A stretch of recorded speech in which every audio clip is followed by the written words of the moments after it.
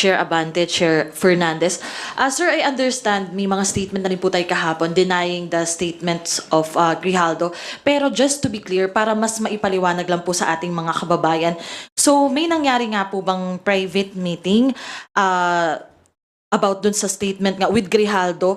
And ano po kaya yung reason, kung meron man, na bakit siya kailangang ipatawag in private, si Grijaldo po? Dahil mahaba yung sinabi mo ako na Chairman Abante. Unang-una talagang there was a incident na talagang pinatawag namin siya. Pero not on our own volition. Because it was Colonel Garma, as what I'm saying sa mga interview sa akin, that asked na kausapin si Colonel Grijaldo. Kasi si Colonel Grijaldo, according to Colonel Garma, is a friend of her. So, sabi namin, tama-tama, andun si Colonel Grijaldo, so tawagin na natin. So, it was at the back of the Quadcom. So, nang kinausap namin siya, sabi ko nga kay Chairman Abante, kausapin natin kasi nga kaibigan daw, siya makakapag-confirm ng mga affidavit na ginawa niya doon sa supplemental. So, what we did was, yung lawyer, sinabi namin na pumunta para in the spirit of transparency kasi mahirap naman na kami lang. Kasi we always see to it na dapat talagang merong kasama. As a matter of fact, yun din ang sinabi ko sa media that prior to the Quadcom hearing, nagkausap kami ni Colonel Garma. And I asked the permission of the chairman to be with me. And he accompanied me para at least transparent talaga yung usapan. Unfortunately, yung sinasabi niyang coercion and harassment, it never happened. Talagang wala namang coercion na nangyari. And ako, natatandaan ko kasi merong isang tao na naandun sa loob pa eh. Aside from the two witnesses na at the two lawyers ni Garma, si chairman, saka ako, and then somebody, kilala ko sa mukha, hindi ko lang matandaan kung sino na staff yon. So, we were discussing yung I think it was number 17 na sinabi ko, ito, sabi ni Garma, makukonfirm mo daw yung sa reward system. Naku, wala po kaming alam dyan. Wala po akong alam dyan. So, pinoint ko pa yung iba, yung 1999. Tama yung sinasabi niya. Pero yung kinuers namin siya at hinaras namin siya, kasi ang coercion talagang gagamitan mo ng threat eh. Gagamitan mo siya ng force eh. Kung ginamitan natin siya ng force during that time, di ba? There was still a lot of time for him to react eh. Unfortunately, hindi niya yung ginawa. At the same time, we cannot do that. Alam mo, it's so unethical for the two of us not telling, yung sa mga chairman, like si Ace, si Chairman Acop, saka si Congressman Paduano, about do sa isyong yon. Kung pipilitin namin siyang magsalita. And it will be against sa ating procedure na to bet first yung mga magsasalita para at least sigurado tayo. So yun yung tunay na nangyari. But of course, mayroon din ako sinasabi na issue na yung reason kung bakit niya ginawa yon. Well, yun yung aking analysis dun sa pangyayari. Bakit nila ginagawa to against us? Well, unang-una, demolition yun. Pangalawa, it's an attack against me and, against you. And most likely, they really wanted to discredit the whole of the Quadcom. And it's quite unfair, no, to all of the members of the Quadcom, especially the chairman. What happened nang invite namin with our own volition na to talk to Colonel Grijaldo because it was asked by Colonel Garma. And sa amin, yun ang nakita kong naging repercussion ng ginawa namin. But of course, in every betting that we are doing, we always see to it that there are people around. Opo, sorry, follow up lang sir dun sa sinabi nga yung nakikita nyo itong ay demolition.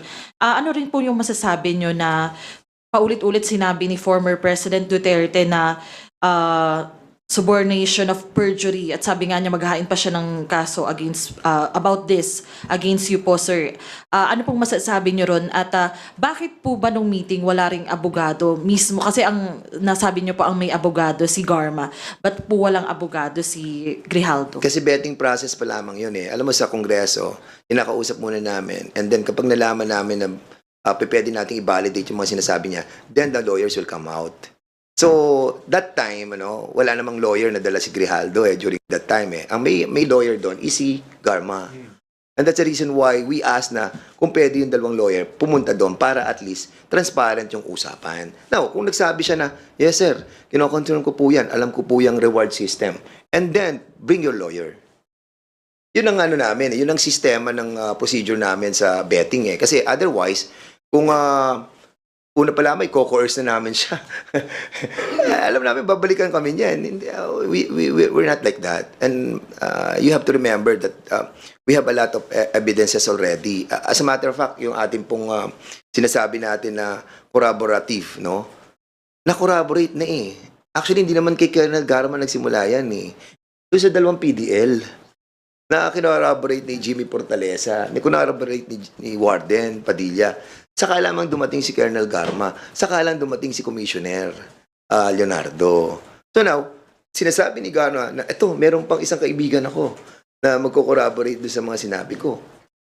Well, actually, kahit wala siya, hindi nga siya hindi nga siya pinag-uusapan namin, kaya nagulat ako nang nandun lang siya, nagsasalita siya against us. Well, script nila yon eh. Bahala sila doon. Well, panindigan niya kung ano magiging repercussion sa kanya dahil nga we will not take that sitting down. Of course, yung kanyang affidavit na kinores, hinaras, and under oath siya, mabigat yun. And we will do something. And this will be collective. I mean, not me, not him, but the whole of the Quadcom. Because the integrity of the Quadcom is at stake here. And we have done nothing wrong. Sir, sorry, yung sa statement lang po ni former President Duterte about subornation of perjury, ano pong masasabi nyo doon na is, he even said na magfa-file siya ng case about this? Well, ako, carry on. We will take action on that. Kung magpa-file sila sa amin, then yun ang mga repercussion of the things that we are doing for the Quadcom and for the Filipino people. And if this is the way that we need to act on certain things that happen, then we will confront the issue. Mela. Next questions from Ina Panganiban Perez of GMA7. Sir, clarification lang. Sinabi niyo, script nila yon. Kanino po? Kung nag-affidavit siya doon, tapos, well, actually, sa totoo lang, kaya ako nasabing script yan. Alam niyo kung bakit? Kasi nga, during the time of our investigation, yung kay Colonel Andulan, yung sa issue nung namatay si Cesar Perez, na kung saan si Colonel Andulan, siya ang humuli kay Councilor Norbin Tamisin ng Los Baños, Laguna. And I am very particular of that issue. And then suddenly, yung CCTV lumabas. Nakita natin na wala naman si Norbin Tamisin doon. And sniper yung tumira kay Mayor Cesar Perez. Si Colonel Andulan from Batangas, siya ang humuli kay Norbin Tamisin. So, when I was asking the Colonel Andulan about ano yung relationship mo kay Gerald Bato, sinabi niya na na-assign siya doon sa PNPA. At doon sa PNPA, during that time, yung anak ni Gerald Bato was in school, first year as plebo. So, yun ang sinabi ko, yun ang relasyon mo. And then suddenly, yung issue. Binanata na niya ako, and ako, nag-simmer down ako noon. Hindi naman ako masyado sumagot. Sabi ko kasi, hindi naman ako, kasi siya nga yung nag-mention ng babysitter, nagbe-babysit daw yung anak ko, ganun-ganon. Pero yung anak niya, hindi niya hayaan mag-babysit. And of course, ako, nasaktan ako doon. Kaya sabi ko, wala akong mini-mention na nagbe-babysit yung anak mo. I don't want to demean the position of the men in uniform. But sa kanya mismo, sabi ko, wag sanang ganon. Tapos hindi na ako masyadong sumagot doon. Sabi ko, pag nagkausap kami ni Gerald Bato, magkakausap kami ng maayos. But unfortunately, ito yung lumabas. Diba? Si Grijaldo, lumabas doon, may affidavit. Hindi naman siya yung pinag-uusapan natin dito sa Quadcom. Then suddenly, siya yung naging focal person doon sa kanila. So, I think there is a correlation about this. Sir, clarification po ulit. Are you saying it's a script of Colonel Grijaldo and Senator Bato? Yes, parang yun ang kanilang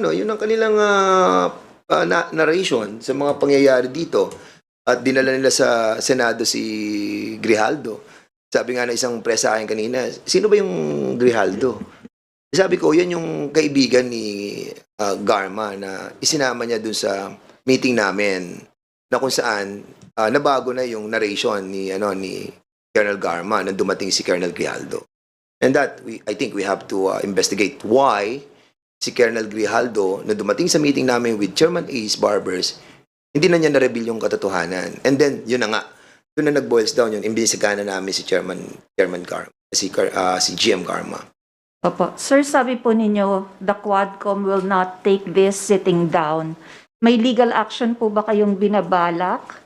And kung meron po, sino po yung kakasuhan nyo and ano pong kaso? So we haven't talked about it yet, no? But ako, sa akin, kami, ni Chair, actually, ngayon lang kami nagkita ni Chairman Abante. But, of course, parang hindi naman tama kung we will take this sitting down, no? We need to ferret out the deeper reason why this happened, that somebody will take his oath doon sa Senado and telling lies against the Quadcom. Hindi naman ako lamang ang tinira dito, but the whole of the committee. And it is incumbent upon the leadership of the Quadcom and the House as well to take action on this. Because I think he is under preventive suspension. If I'm not mistaken, because involved siya dun sa pagkamatay ni Barayuga, he is under preventive suspension. Kung he is under preventive suspension, somehow, you can relate that he's doing this because, yun na nga, trying to get even with us. So, sana wag sa ganun. Wag sa ganun pamamaraan. We are all, well, I believe that we are in the democratic way of our government and okay lang yan. Basta harapin na lang namin yan kung ano mangyayari. And we will talk about it. Opo. Sir, babasahin ko lang po yung patanong ng office, although this was already mentioned kanina by Kong Abante. Ano ang mga gagawin sa mga pinagsasabi ni former President Duterte? Ano ang pwedeng ikaso? Makakatulong ba ito sa ICC? And I will add my own question. Kasi, di ba, dati nag-turn over kayo sa OSG ng documents for civil proceedings. May gagawin din po ba kayong ganong action in relation naman po sa criminal cases na connected po doon sa testimony ni President Duterte sa Senate? Well, nabanggit ko na, binanggit ko yung Republic Act number 9551, no? Na entitled noon, the Philippine Act on Crimes Against International Humanitarian Law, Genocide, and other crimes against humanity. Hindi kami ang magdidemanda eh. I mean, nasa amin po, sa Quadcom sinabi namin po ulit-ulit we just want justice to be done. Bilang chairman ng Committee on Human Rights, we just want justice to be done. Now, naniniwala naman kami sa war on drugs Pinapaniwalaan namin yan Ayaw namin ng drugs sa Pilipinas Ayaw natin manatili ang mga drug laws sa Pilipinas. Pero, was it necessary to kill more than 20,000 people para lang ma-stop yung drugs sa ating bansa? No. Meron sa tinabi na collateral damage. Collateral damage ba yung napatay na 3-year-old, napatay na 9-year-old? Collateral damage ba si Kian Alejandro? O sinasabi nila, ilan ba ang napatay ng mga drug lords? Ilan ba? O, sa data na kinuha namin sa Philippine National Police, wala pang 100 Ilan ang napatay ng mga drug pushers? Drug pushers na mga talagang mahihirap. More than 7,000. Ilan ba napatay ng mga drug users na dapat hindi patayin? Dapat rehabilitate. 440 people.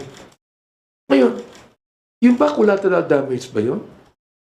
Yung ba yung sinasabi ni Senator Bato na shit happens? Yung ba shit happens lang ba yun? May pambihira naman buhay ito. Ano ba ibig sabihin ng shit? Baka hindi niya alam ibig sabihin ng shit sa American expression. Mura yun Di ba? Shit happens? Ganun lang ba yun? See that? So, ibig sabihin, kung walang accountable dito, Ano mangyayari? Diba? Sa amin, nais lang namin ang katotohanan mailabas dito. Oo, para makapagpagawa kami ng mga batas na hindi na maaari mangyari pa ang extrajudicial killings. Nag-file na nga kami ng unang-unang bill tungkol dyan na making extrajudicial killings a heinous crime. Yun na yung aming pinail eh. Oo. Kaya bahala na po yung mga agencies po natin na mag-imbestiga. Dahil kami po, in aid of legislation yan. Sinabi ko na rin po, in aid of prosecution. Bakit po? We're not the one prosecuting. But we are telling the prosecutors, we are telling DOJ, yan na. Naimbestiga na kami. Alam nyo na kung sino may kasalanan. Kayo na ang bahala o prosecute. Sapagkat kami, ito lang ang maaari namin gawin. Ang maganda din doon sa briefly lang ang maganda sa nagiging investigation natin, we na-expedite po natin yung pagpapile ng mga cases ng ating pong executive department. Like for example, tung sa preservation assets na we recommended na ma-preserve yung mga corporations like yung Empire 999, yung mga ganon, siyam yan. Na ngayon po, nag-issue na si Secretary Lucas Bersamin. And we are so happy that all the evidences that we have gathered have been submitted to them for their perusal. At nagkaroon po tayo ng positive reaction. Maraming salamat po. Sir, dun sa issue ng criminal cases, gagawin niyo rin yun? Magta-turn over din kayo ng documents? Oh yes, pag hiniling po ng DOJ that we could turn over the documents, we will do it. Anyway, sinabi ko na rin naman na DOJ is always watching the Quadcom. At talagang public naman lahat ng mga dokumentong ito. So, they could be able to get that. Dahil kami naman, we cannot even prosecute. O talagang in aid of legislation lamang kami. So, commentatory lang kami. Para sabihin namin sa DOJ, ito lahat ng mga documents, kayo na bahala rito. What are you gonna do about this? Ay sa maganda nangyari doon, nagkaroon na para siyang liaison officer dito. And lahat ng ginagawa namin directly, immediately are being taken action. Kaya lahat na expedite. Ito talaga ang katotohanan. Ito, para sa malaman po ng taong bayan. Willful killings to affected thousands of civilians. Ang sabi nga po ng ICC, ang estimate ng napatay from 12,000 to 30,000 deaths between July 2016 and March 2019 alone. Sabihin na natin na maraming napatay ng mga drug pushers. Sabihin na natin. Kaya sabi ko kanina, ilan ba napatay na drug lords? Ilan pa napatay na drug lords? Okay. Si Kerwin Espinosa, na sinasabi po ng PIDEA na drug lord, nakakawala pa ngayon . Okay. Nakakapagtaka. Yung former administration, lahat na dismiss ang kaso ni Kevin Espinosa. Ang tanong ko, bakit? Sinabi ng PIDEA hanggang ngayon, nasa drug list pa ang pangalan ni Kerwin bilang drug lord. Ba't pa siya nakakawala? Kung talagang drug lord siya, hulihin na siya. Bakit andun siya nakakawala? Napatay ba? Hindi. Sinong napapatay? Yung mga mahihirap na mga tao na ang sabi po ng iba, kaya kami naging drug pusher, pulis din ang nagbibigay ng drug sa amin. Nakausap ko ang isang tao. Ang sabi niya sa akin ganito karamihan po daw ng mga drug pushers, pulis ang nagbibigay ng drugs. Ano pong ibig sabihin nun? Di ba? Alam natin na sinabi ng ating Pangulo na ako na lang, ako ang responsable. Huwag niyong pagbintangan ng mga kapulisan ko. Ba't niya minumura yung mga pulis? Ba't pinabayaan niya? Sino ba nag-utos na patayin? Shoot them dead. Sino ba nagsabi nun? Siyempre na-involved din ang mga kapulisan natin.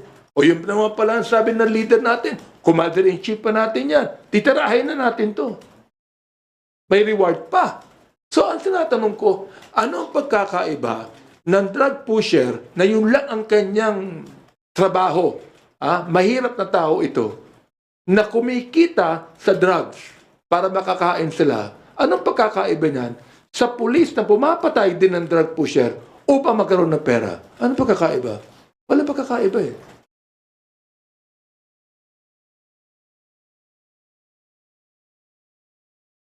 Thank you. Are you done with your questions, Tina?